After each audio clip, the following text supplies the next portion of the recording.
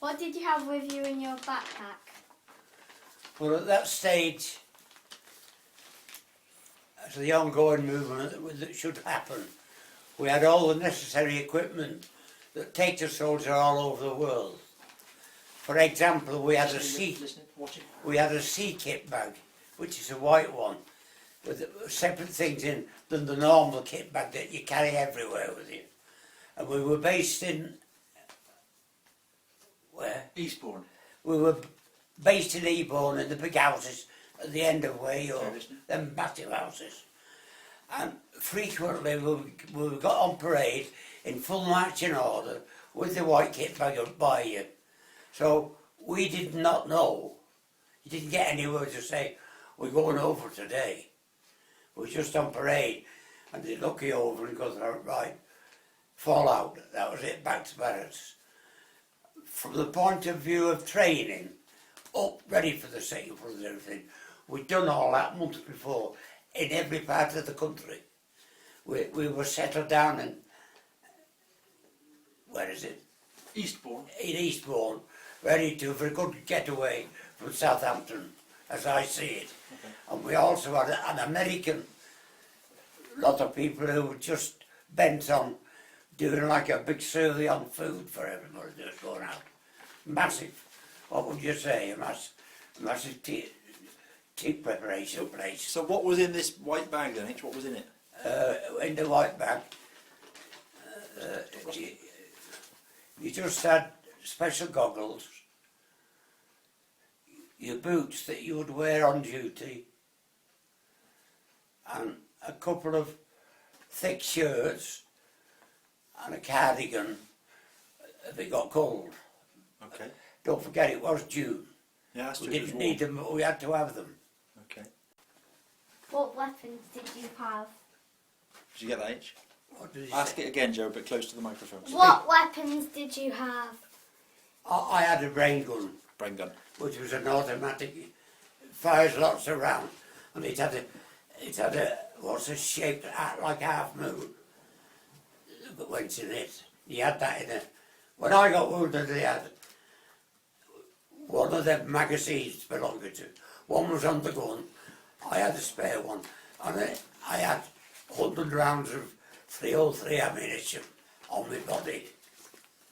300, no, not 300 rather. Really? 100 rounds, yeah. Okay, that's In fabulous. you've seen them as they are in the Yeah, yeah, I Take can them out picture of the it. thing. Yeah, you know, like you say, it's a half moon thing. 100 round my shoulder and Riley did we both had. Okay, Joe, next question. I think We've that was had great. them going on the boat, right? Next question. So you know what weapons Grandad had? A brain Last gun, one, a brain gun and some 303 Ammunition. ammunition. was your training easy or hard? Got that, H? What's he saying? Was your training easy or hard? Absolutely the hardest training anyone would get in any division of the army. You got to be was in the Guards. We were trained to be fighting men. What kind of The things? hardest training you got when you were in England, and we went on, you called it a scheme. We were in barracks, right? We were in all places in barracks, moving around. We went on a scheme. It might last 2 days and you'd sleep out, because it was summer. Sleep out and put your head on the small pack that's on your back. Put your head on that and remain dressed till it was time to wake you up like. This is in England. Okay, that's fabulous. Is that all your questions, That's Joe? part of the training. Very hard. Very hard. Severe training. You had rifle training, how to shoot. Your granddad went to, before the war got going over there, a place where they do professional rifle shooting. And I was on it, 3 of us. I was to say I was a specimen, 2 others were. That's brilliant. Rifle training. This is, let me get the name of the course. Oh, it's well known. The RAF place? No, this is where they do rifle shooting. Is it Bisley? Who? Bisley? No, I've heard of that too. I'll get it after, that's another thing we've got to find out. Joe, what do you... Special place. Joe, what do you say to Grandad Whiskey for answering your Thank questions? you. Okay, that's wonderful, H. Do you want? Have you got anything else to add, H, to Joe's questions, or is that enough? Thank you. On that particular thing, when we were back in England, Yeah. well, I could say little tidbits of goodness we had when we were in England. When the top medical officers had a couple of operations in there, when he did his first operation and he had that big bandage back, you lose. You could go out till 8 o'clock night, because it was summer. You could go out. You could go out, could you? You could go out 2 or 3 of a year. So how long were you there for? About 5 months. Really? A long time, isn't it? No, and you never visited back home in that time? No. But when they come to me, Yeah. and you Rhoda, visit. both of them come to me. How often did they visit then? Hey, How often did they visit? only the once, Yeah. because I was moved after. And Uncle Roy was at the same time as me. He lost his, he amputated his leg. Yeah. I think they might have done that in France. He went to an hospital in Cardiff. Riding. He was in about the same time in the Scarn battle, because it was a very vital battle. As we got over that, we were on the way to sort of Paris, getting further in. That's why it was a big battle. That's why Rommel and them make it stood there. Understand it was a battle. So that was the end of your war then, H, really? That's You when didn't- I was in. You never went back in the army after that? No. No. No, and that was it. Back to civilian life after that? I'm going to tell you a bit of that, but I'm not interested now. Right. Because it's part of it, isn't it? Yeah, definitely. We got back to England and had treatment in Leicester General Office, and well looked after Listen. by everybody that had contact with us, all of the army lads. And we used to get together, like all of us that had come at the same time, and talk to one another. And the young nurses asked you things. What was it like and all that, and back in the hospital in England, different kettle of fish in it. Completely, yeah. And then, what happened next? Oh, after I'd done a certain time there, I was moved. What was the name of this place? Another small hospital. I can't get the name of this bugger now. Whereabouts was H? They moved me from Leicester, Leicester. so it was a goodbye to all the staff. I went to this nice little hospital, and from there, I did 3-4 months in there, going into Northampton General for this to be looked at all the time, with doctors there. I finished with Leicester, but Northampton Hospital was near to this place. I'll get it for you within the next day or two, the name of the place. And after I'd done so long there, I got a move then towards home, and that was the place where you go when you're going out. Let's go horses this Sunday. You know the big gardens.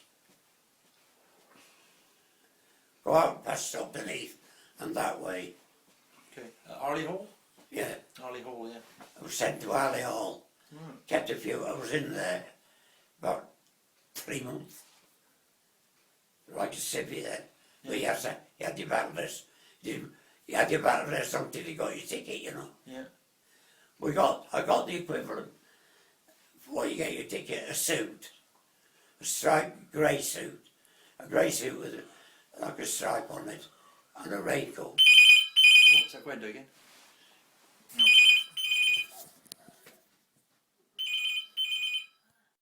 What did you eat? What did you what? What did you eat? Eat? Well, we had a normal rations a soldier has when he's going on overseas service or any kind of duty. And we were taken out for a massive meal on the day that we went over, but that's not yet. But it did happen that we went and had a meal before we went in this Yankee camp, big Yankee camp. Yeah. That was before we actually boarded the LCA. we always used to travel in, you've seen a picture of the trucks, LCAs do we call. What's an L? No, LCA stand for? LCAs are landing craft assault. Ah, right. They were landing craft. They were craft assault things. 4-wheel drive. Again, you could get in the back of them. That's what we use that. The front. That's when the front came down. No, this is after. Okay. This is the one you go abroad in. These were road travellers. You could travel anywhere you go Okay. in. And then we're on the alert to take us to Southampton from Eastbourne. Eastbourne. Now, I forgot to tell you, this is the day that we're going abroad. So this is after Up D-Day. to that, up to all the other things, like training and talks from top officers, what we will do eventually, was sort of by the way till we got the morning. And actually, when we got this get together down in front of the houses again, with every bit of kit we had. It wasn't mentioned that we're going abroad today, but it did happen. That was the day that we drove in these lorries to Southampton and got on board. I think it was called the Langley Castle. Put that down. I think the boat was called the Langley Castle. That we got aboard. It wasn't terrific. I mean, because at that time of the war, they used any craft that would do. Yes. Even from the one before Dieppe, they got them back in all kinds. Okay. And I'm going to give you the day now. We got on board and had this meal, and it would probably be early afternoon that we boarded this Langley Castle for the trip across the channel. And from the point of view, you don't know where you're going to land, because it was all hush, the names, you know the names of the front of France area, don't you, Dieppe and all that. Yep. You know most of the names. I don't know quite where we landed, really. But we landed in, with all our equipment, in 5 feet of water, and that they were in the landing craft assault that you call, where the front drops Yes. down.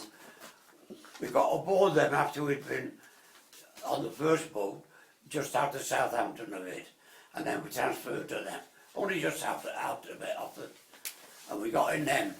Oh, few of them. This was a whole battalion now, talking about the 3rd Battalion, most of it. Some had gone abroad to Italy, but the rest of us were for the same front thing, you see. And we got aboard, got on the landing craft assault, and the food rations we had then, Joe, were no different than if you was in England ordinary. You had your battle dress, had a pocket here which had a bandage, a special bandage. You never to touch that only when you needed to. That was part of the thing. We had our boots and gaiters and normal battle dress on. But in that white kit bag you could find a suit of called denim, which was thinner, and they could be worn on certain occasions. We had them, just a jacket and pants, slacks, but we didn't go over in them. Went in a normal battle dress, as you were. And we landed in about 5 feet of water. To think of a battalion, all on that front, of landing craft assaults. There's a few landing craft assaults to house a battalion, nearly a battalion, 'cause some had gone to North Africa. And we landed like on this point. I don't know what you'd call it even today, but I always remember this officer, one of the, I think he was in command of the 2nd Army. We were referred to as the 2nd Army. Put that down. It's on the tape, H. We were referred to as the 2nd Army. The Americans went round easy place, because I'm not going to say they're rubbish on there, but they were. Chewing gum and raiders, that's them. Chewing gum and raiders was there. Keep going. Yep, it's good. Now, as we got, remember this officer saying, this is within your baptism of fire. You know what a baptism of fire is? Well, there's ammunition being fired in your area. Just go to the toilet. That's a baptism of fire. You're in it. Yeah. And that's what they're referred to. So we advanced, and there were shells dropping around us. That's what caught me, but it was later on now. We advanced. I remember seeing this German tank and 2 dead Germans hanging on the front of it. I thought, that's what he said, well, this is your baptism of fire, as you could see. And we got his orders to advance. And there was no sign of the enemy there then, at that particular day, till next day. And they'd got in behind us round St. Low there, it's around that side. That was an area where they put the Yanks because there would be no opposition from St. Low. It was all on the front where they were, guarding the front. You had all kinds. You could talk about Dieppe and all them if you wanted, if you liked. But we didn't know what to call it because we were just interested in going on into the battle. And then as it graduated, it got a bit worse and we were with one another. You made us a friend now. Your mind got built up and you was a wreck of nerves. Your nerves were a wreck really, what's going to happen to us. And we marched up this terrain, headed towards, what the hell's the name of the first place? Can't think of places, and I'll get them after the thing. Where I got one. Before Caen, Caen was the main place. You've heard of Caen. That's where we're heading for. That's where I got wounded at Caen. But this is before that. He had troops in an underground affair shooting. That's what sent the big missiles over to England. Fired from there, from underground, like. Had an underground unit. I got to know all the little places after. I said the Caen, that was the object first. And there was a bridge at a place called Nijmegen, and it's spelled M-N-M-G-A something. Nijmegen was a place in Germany. We had to attack that as well. And that was on the edge of a long bridge that we had to travel over. And that was getting fired on. And there were shells coming over and landed in the sea behind us, where we'd come past. 88mm was his favourite shell, which 88mm is not that long. But the shell would be about, yes, but the shell would be about that long, full of explosives. That's what it'd be, a fragment of one of them, called me. And we just advanced as well as we could. In your clothes, you didn't go to sleep at night, and you're just there, watching one another and all. The officer in charge of our battalion was an American, I forget his name, but we had one of our officers in charge of us. I remember one captain named Captain Woods. The day I got wounded, he was naming, he said, "You'll be all right, Worrall." They never called it Harry, you know, Worrall. Yeah. You'll be okay. And he gave me a packet of, everybody smoked in the army. They didn't condone cigarette smoking during the war, about the health that it does now. Nobody thought of it. I always remember him giving me these, there were some Canadian cigarettes. You'll be okay. He was killed the next day. Was he really? Himself? Yeah. We're trying to get further in France now, right? Yeah. And the opposition seemed to be behind us at the side. We didn't get it fully down then. And we got to this place. Not Caen. Caen was a bit of an historical place. There was a good battle there. He brought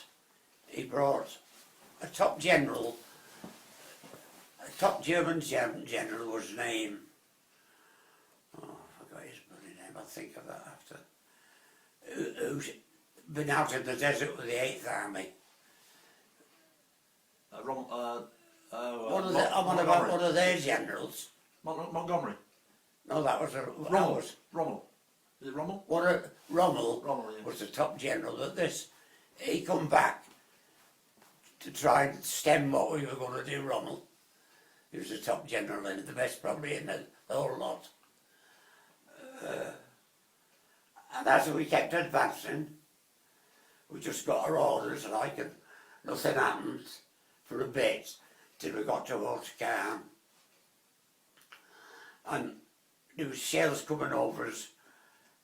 A small arms fire was getting at us now because they weren't so far from us. We had a little machine gun called you've heard of a Thompson machine gun that the thugs used in American what's its days.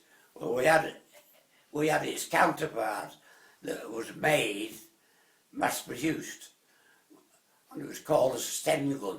You put that down. Yeah, it's in there. A short arm, a Sten gun. But I was Do you wonder what weapons you have? I was on what's his name gun. Bren gun? I was on a Bren gun. I had a Bren gun in my left hand when I got this hurt. Yeah, I had a Bren gun. And we advanced up to this. I remember like a farming area. It's hard to remember everything, but and we were surrounded with everything. There was them and us, and he was firing at bodies that was on that where they were, and he didn't know what they were at times. And you got orders off your officer. He was new to it, like, not the one who's got killed, he was a bit behind. Not Woods. His name was, he was a lovely fella. He was giving me the cigarettes. He got killed next day. I found out when I found out he was killed next day, I was in Leicester Hospital. I'm going to tell you about that in a minute. All right. That's all we did. We advanced till we got to Caen, and then everything erupted. That was a major battle, like one they had in Italy, the rest of our battalion, at Anzio Beachhead.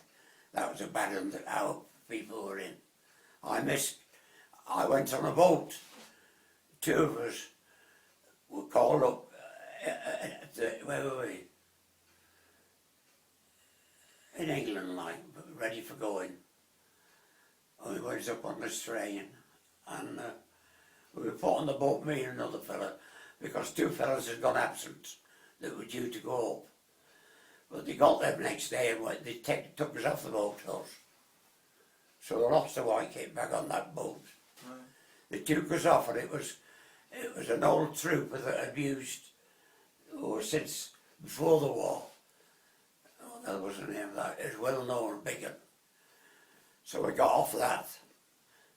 Me and this lad, his name was Riley. He was spelled R-E-I-L-L-Y, Irish spelling. He was a nice lad. I said, well, we got a special train ticket to go to, what's the name of, down into Devon, a very popular, Torquay? a popular, what's this, seagoing holiday place. Torquay? Torbay? Who? Torquay? Torbay? No, Torquay's more to the left. Weymouth? No, not that far down. North Devon. Or North Devon? Ilfracombe? That was it. We were on our way to Ilfracombe, and we had to use our own initiative. Got 2 tickets from Lime Street to there, and they said you'd get the connections. All right, Birmingham was next, then we got the thing.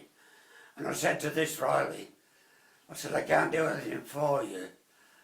They said, it's 24 hours because I'm going to nip home. I did a 24 fiddle I did to get out because we were on a train journey and picked the train up. I only stayed home one day. They wondered what was going on. And we met together, we arranged it. We met together, we went back to Lime Street and then got to, what's this? Now we met some juniors. See, most of our battalion, besides the fact that the one was in Italy were taken up with what I'm telling you. But there's another battalion made up with the recruits that was coming up to our standard, and that's where they were based. And a new sergeant in charge of them. And he said to us, by hell, Harry, he did come, you're back here, what's happened? Told him. He said, oh, what want you to do, you and Riley? Take charge of these young recruits. Do what you can for them if you see them doing something wrong. Because they were training, like in England again. Yeah. And yet, where I'd come with fighting, and in Italy, they were training again in England to get used to everything. So this is when you came back after being injured? No. Before you got injured? This is before I got. Right. No, you're right, you're right. This is after you got back? It'd have to be, it'd have to be. We advanced the car. Yeah. That's right. We got through several areas. We advanced the car, and that's when we were in the thick of it. I remember these shells raining around. They were raining on us. That 88mm shell thing. And I just felt pins in my hand, and I looked down and there's a big hole right through. Right through your hand? Yeah, right through, and I had the brain gun in the left. And our officer saw me. He said, you'll be all right, Worrall. The stretcher bearers who were behind us, they picked you up. I took you to base camp. Now they had a massive base camp on the edge of France, just as you landed in France. So you had to go all the way back on a stretcher? Yeah, no, on a jeep. In a jeep? You get 2 stretchers on a jeep, this somehow. Right. Me and this lad were on it, and wait a minute, there was another one got injured in his leg. There was 3 of us connected with going to this big camp, like big hospital camp. It had a big Red Cross on it. The Germans had never attacked it. No. They never attacked. Massive. There was all the medical staff you could think of in there. Top nurses with pips on the shoulders and everything. And you just put the stretcher bearers got us to the jeeps, and then we motored that terrain back then towards where this camp was. And me, 3 of us. Somehow I got another one on somehow. Me and the lad that should have gone on the trip, like Riley, who were taken off because of these other 2 had gone out and they caught up with them, and they brought them up to the boat and they went filled out berths. The 2 had been absent. Right. Yeah. Oh, they got. They took your place? I never knew them now, but Yeah. I knew that's what it was. And So then it was on a plane and back to England? and then yeah, we were next day. I remember this nurse. I was on the go then. The main thing before penicillin, I had it the next day, mind you. There's nobody had penicillin then yet. I had a one called sulfanilamide, I think it was called. That was a predecessor to what I've just mentioned. Penicillin? Yeah, that was a predecessor. So, in the camp, that's what I got. And then, in the night, I was in under operation. Just carried it on the stretcher. You went into the theatre. They had improvised theatres like, and top surgeons and everything there. And the nurses. And I come out of there, perhaps a couple of hours after with me, out to there in a proper dress, a long,